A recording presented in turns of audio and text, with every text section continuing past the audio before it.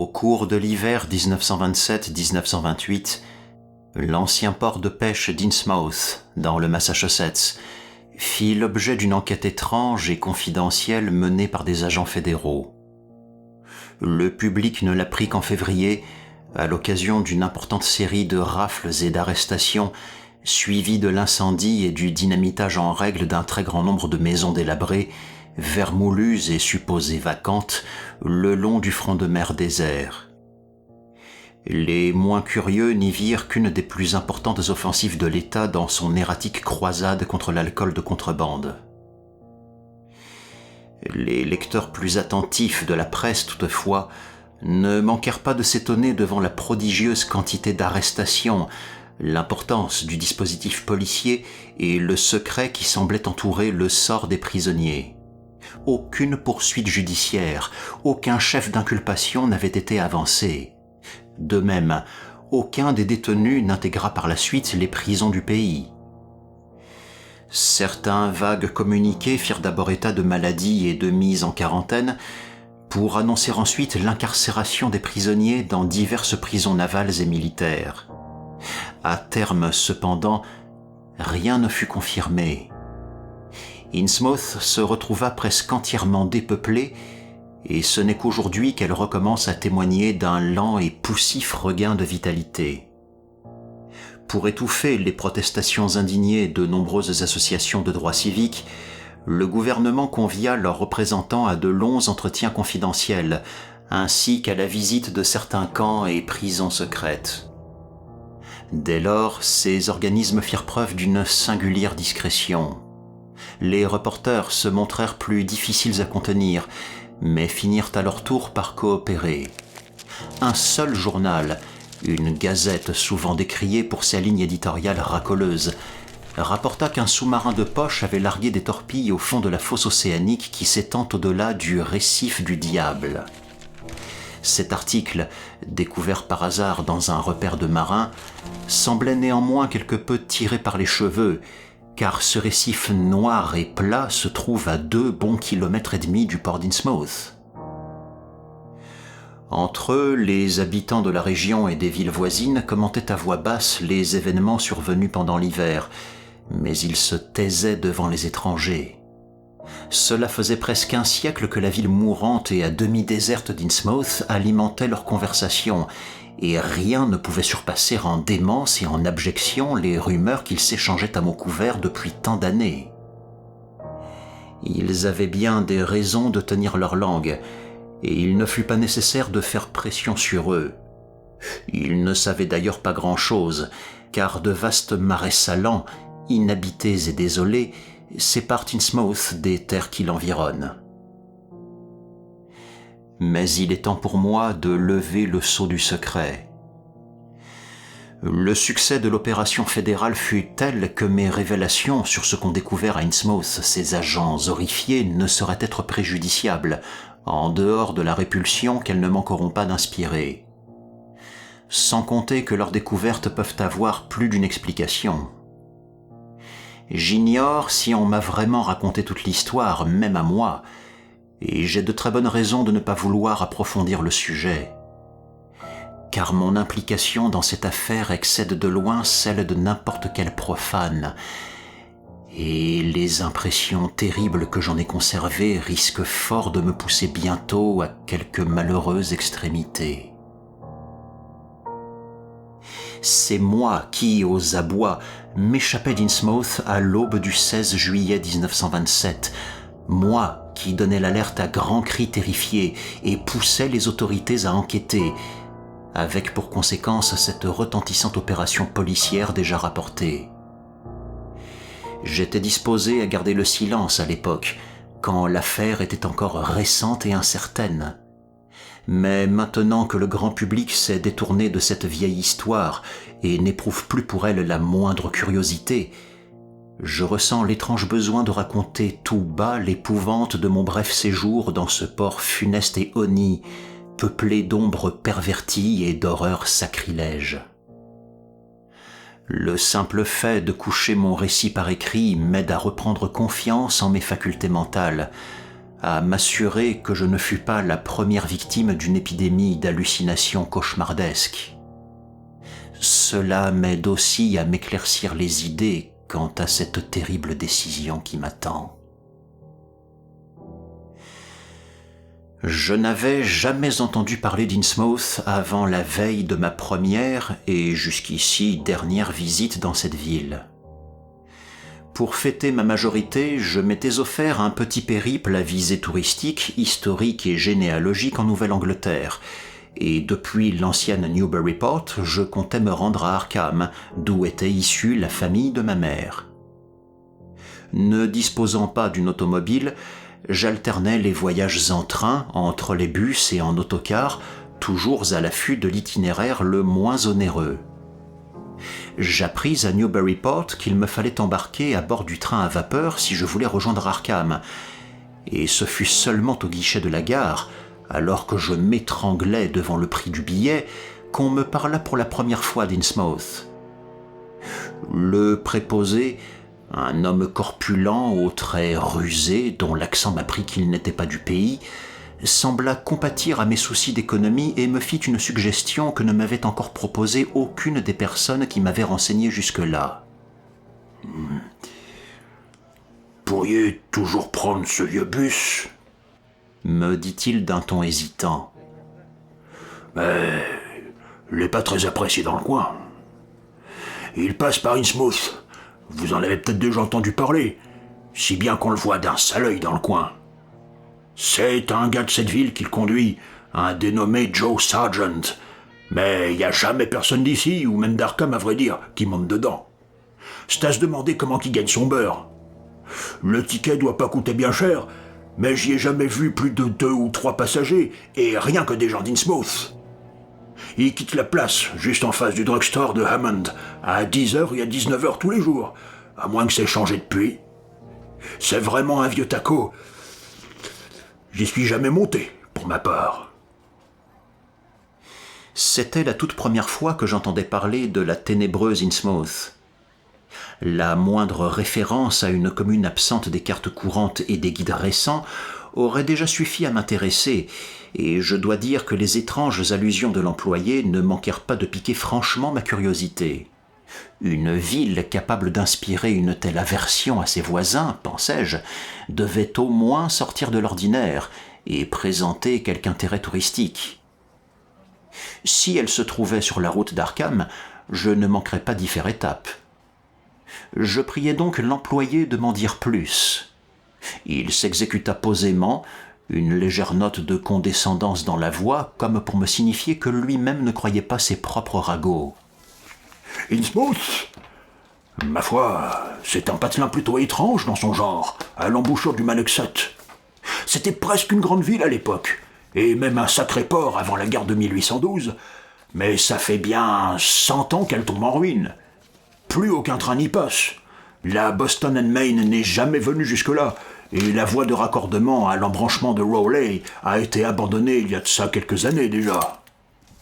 Il y aurait plus de maisons vides que d'habitants, apparemment, et pas d'activité digne de ce nom en dehors de la pêche et du homard. Dans la région, les affaires se font surtout ici, ou à Arkham, ou encore à Ipswich.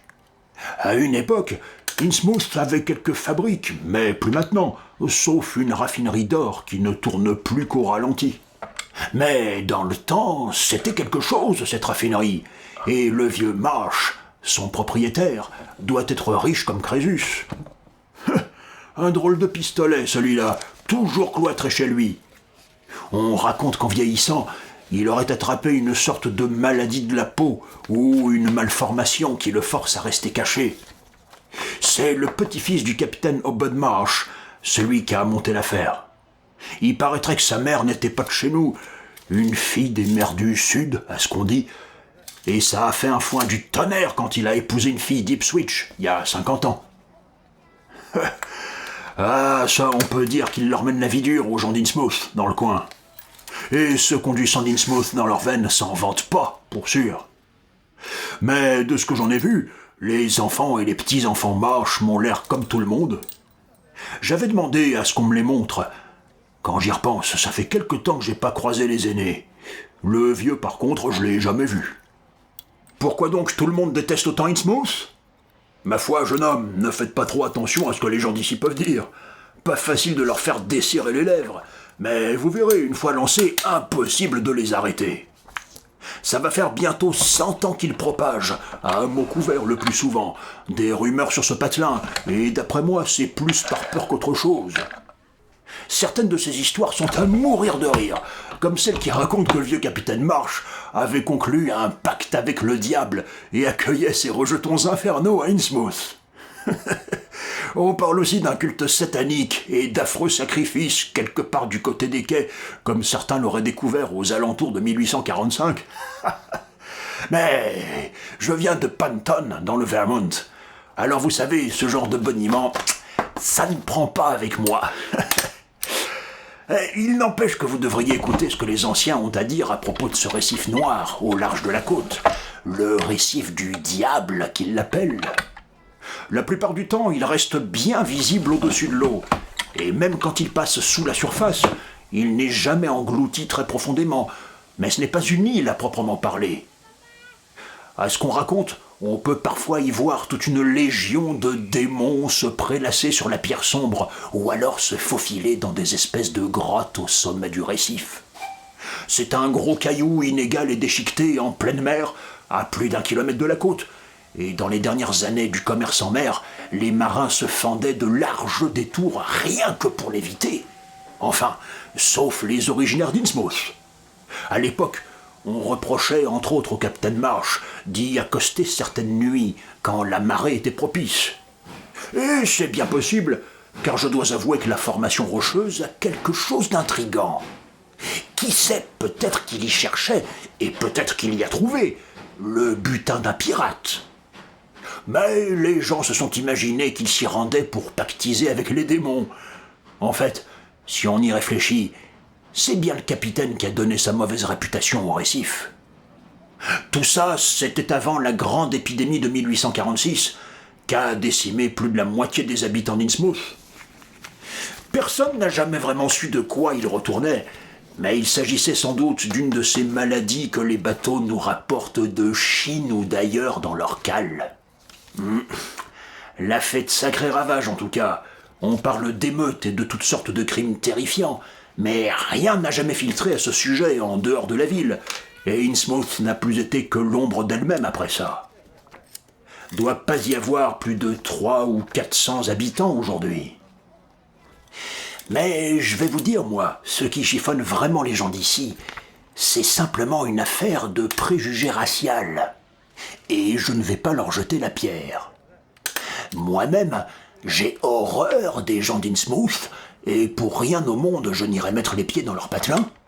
Je présume que vous savez bien, même si j'ai remarqué à votre accent que vous êtes un gars de l'Ouest, qu'une bonne partie de nos navires de Nouvelle-Angleterre traitaient avec certains ports étranges d'Afrique, d'Asie, d'Océanie et de partout ailleurs, et qu'ils ont ramené avec eux des individus plutôt louches.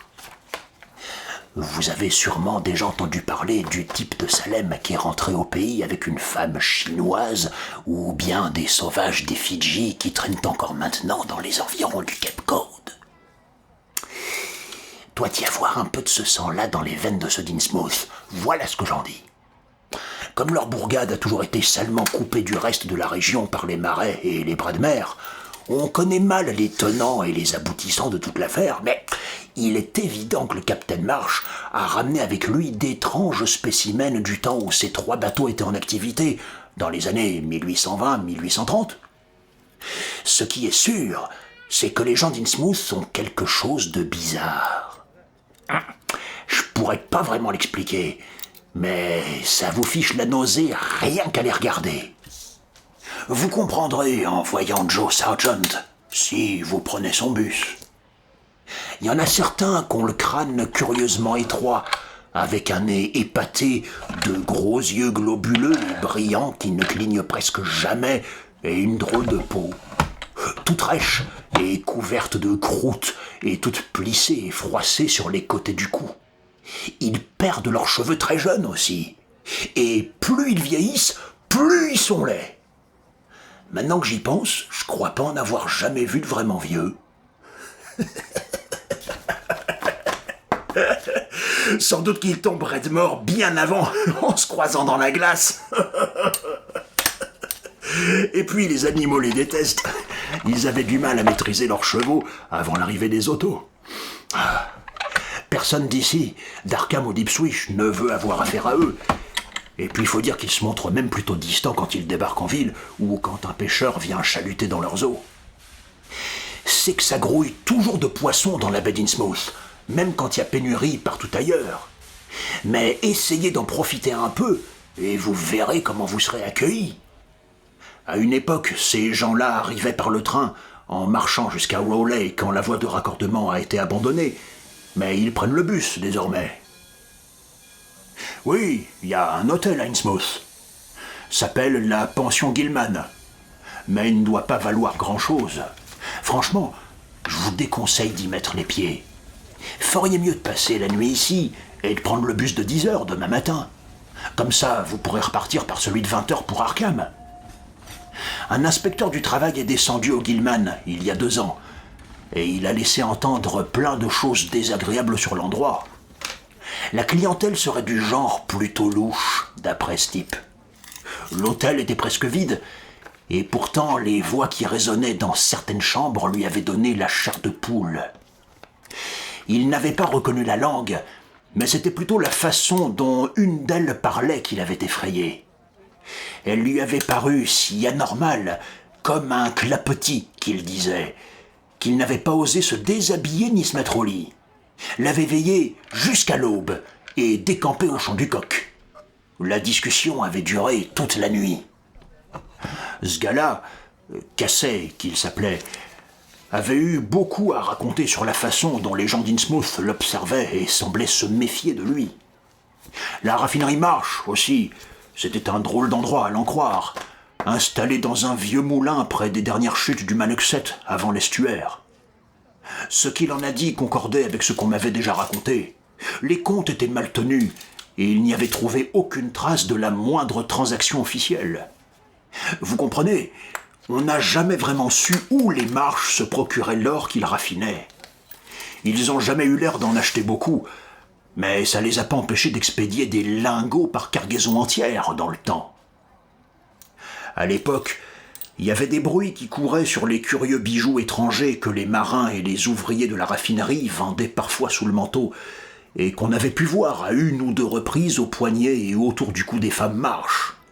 Certains supposaient que le vieux capitaine Obed devait les avoir troqués dans un quelconque port païen, surtout qu'il commandait toujours de grandes quantités de ces perles de verre et autres babioles dont les marins se servent pour commercer avec les sauvages.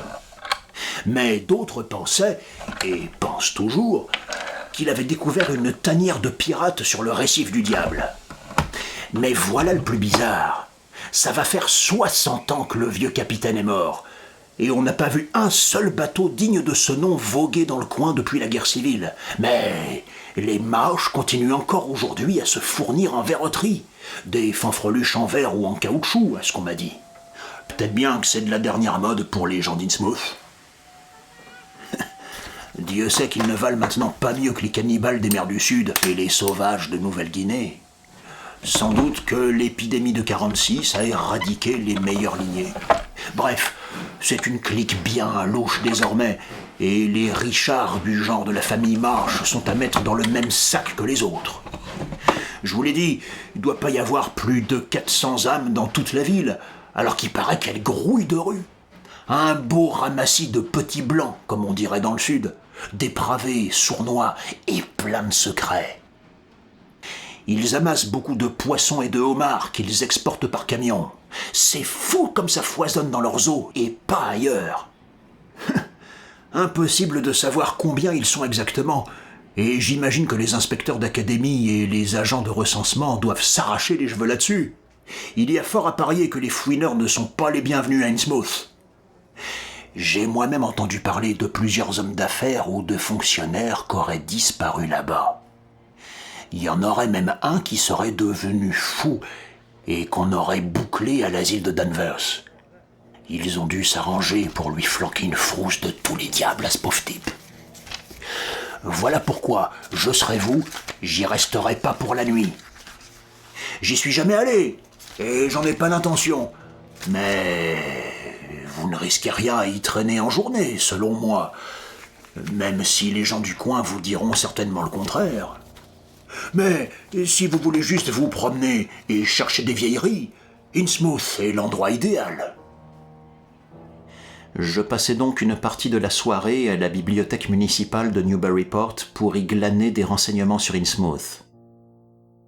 Quand j'avais essayé d'interroger les commerçants, les serveurs, les garagistes et les pompiers du cru, je les avais trouvés encore plus silencieux que ne l'avait prédit le préposé au billet, et j'avais estimé ne pas disposer d'assez de temps pour surmonter leur réticence initiale.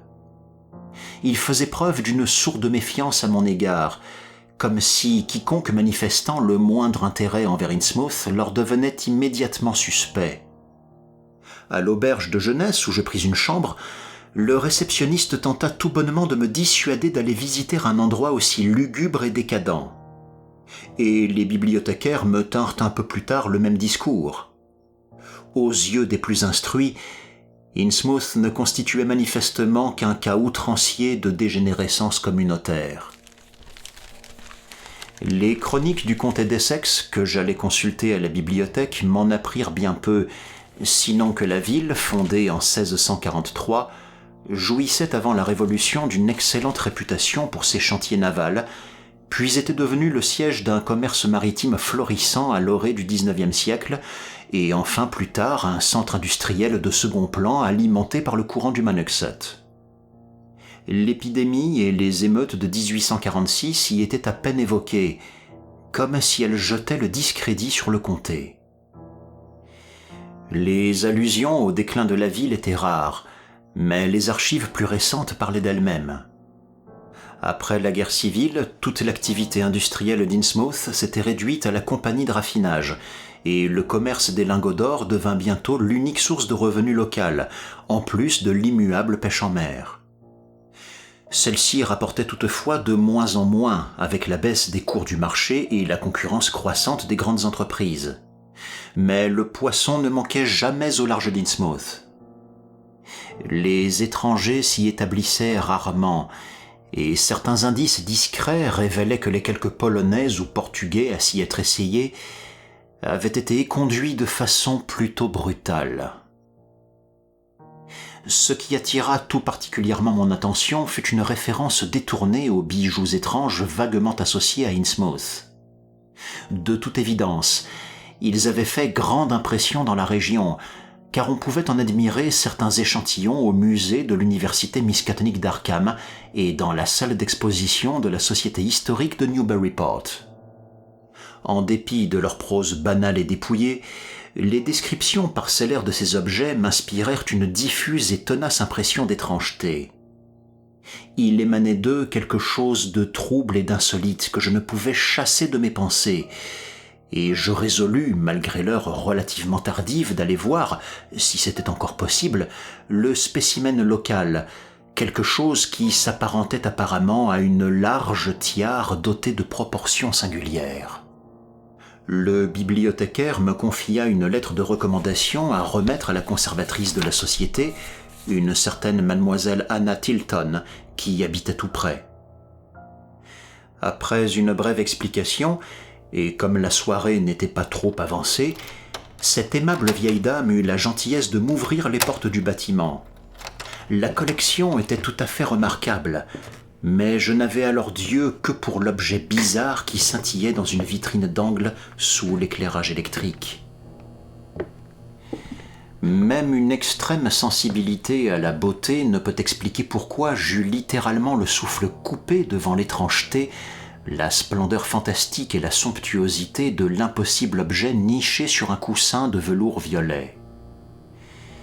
Il m'est encore aujourd'hui presque impossible de décrire ce que je contemplais alors, même s'il s'agissait indubitablement d'une sorte de tiare, comme me l'avait indiqué la description que j'en avais lue. Haute à l'avant et d'une large circonférence curieusement irrégulière, elle semblait avoir été conçue pour un crâne anormalement elliptique. L'or primait nettement dans sa composition, mais la pâleur singulière de son éclat suggérait quelque alliage mystérieux avec un métal inconnu d'une comparable noblesse. Elle était en parfait état, et des heures n'auraient pas suffi à étudier les motifs déconcertants et furieusement modernes, purement géométriques pour certains, nettement aquatiques pour d'autres, qu'une main gracieuse au talent sans pareil avait modelés ou ciselés à sa surface. Plus je l'observais, plus cet objet me fascinait. Et je percevais dans cette fascination un élément troublant que je ne parvenais ni à concevoir ni à expliquer. J'imputais d'abord mon malaise au caractère inhumain de sa conception. Jusqu'ici, toutes les œuvres d'art qu'il m'avait été donné de voir appartenaient soit à un courant esthétique racial ou national, soit à un refus conscient de se conformer à quelque courant que ce fût. La tiare ne répondait visiblement ni à l'un ni à l'autre. De toute évidence, elle relevait d'un savoir technique éprouvé, d'une plénitude et d'une perfection infinie. Et pourtant, cette technique échappait radicalement à toutes les catégories établies, à l'art oriental comme à l'art occidental, à l'ancien comme au moderne. C'était comme si l'objet avait été créé sur une autre planète. Néanmoins, je compris bientôt que mon malaise puisait au moins autant son origine dans les intentions picturales et mathématiques des étranges motifs qui ornaient la tiare. Chacun d'eux suggérait l'existence de lointains secrets et d'inconcevables abîmes dans l'espace et le temps, tandis que la nature uniformément aquatique des gravures prenait par endroits une tournure presque sinistre. On y voyait des monstres fabuleux, à mi-chemin entre le poisson et le batracien, dont les silhouettes grotesques à la malignité répugnante engendraient un inconfortable et obsédant sentiment de déjà-vu, quel catavique et pénible souvenir des origines inscrit au plus profond de nos tissus et de nos cellules, ces fidèles témoins des premiers âges et des formes primordiales de l'espèce. J'avais par instant le sentiment que chaque contour de ces blasphématoires crapauds ichthyoïdes exsudait la suprême quintessence d'un mal inconnu et inhumain. La brève et triviale histoire de la tiare telle que me la conta mademoiselle Tilton semblait bien peu s'accorder avec son aspect fantastique.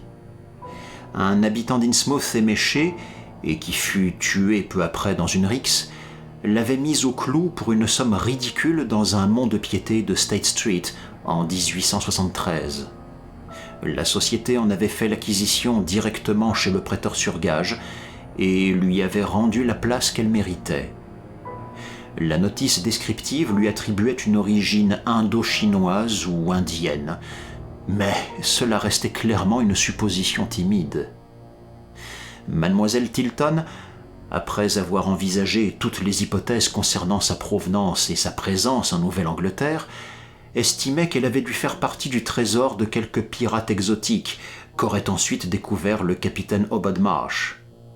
Les perpétuelles offres de rachat des Marsh la confortaient dans son opinion.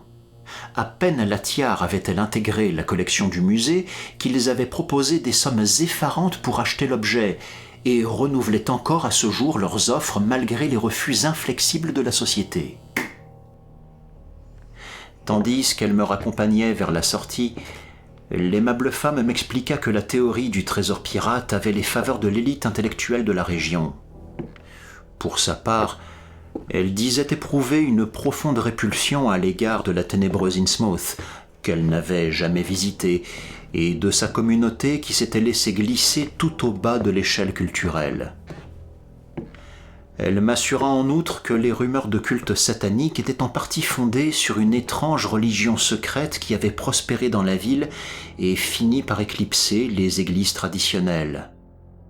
Cette secte, m'apprit-elle, s'appelait l'ordre ésotérique de Dagon, et il s'agissait à n'en pas douter d'une foi dégradée et à demi païenne importée d'Orient un siècle plus tôt, à une époque où le poisson semblait se faire rare au large d'Innsmouth.